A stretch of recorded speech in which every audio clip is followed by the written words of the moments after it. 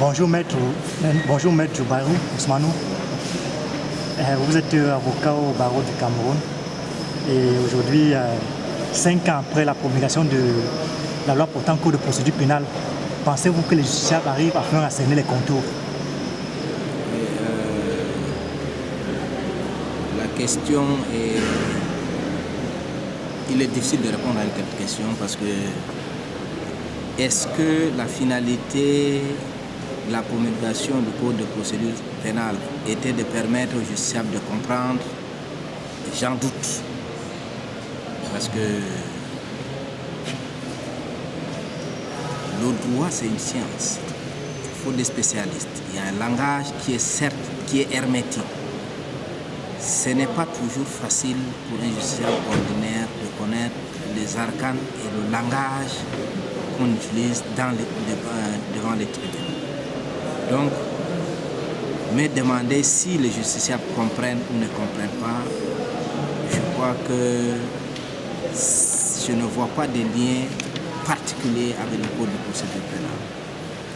Mais par contre, si vous me demandez si les acteurs de la justice, notamment les magistrats et les avocats, maîtrisent désormais la procédure, cette réforme qui a été faite, je vous dirais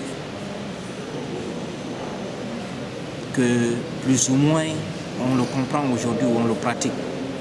Parce qu'il faut dire que ce code de procédure pénale a permis d'avoir une procédure pénale unifiée pour la partie anglophone et francophone du Cameroun.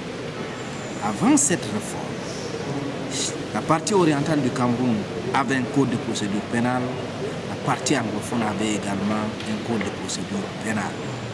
Donc, le code qui entre en vigueur en 2007 est une synthèse de ces deux systèmes juridiques qui a été mis en vigueur.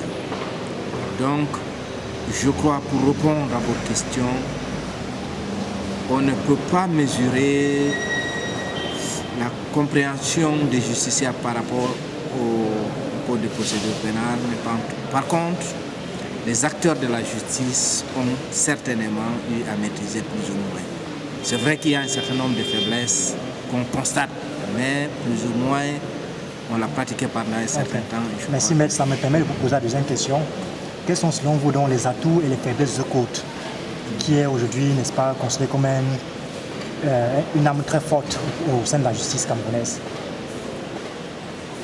La procédure pénale, comme toute procédure, c'est le droit dynamique. C'est quelle est la procédure, quels sont les formalismes à respecter pour arriver à juger une personne qui est soupçonnée, qui est poursuivie d'avoir commis une infraction précise. C'est ça la procédure. Maintenant, vous me posez la question de savoir les forces et les faiblesses.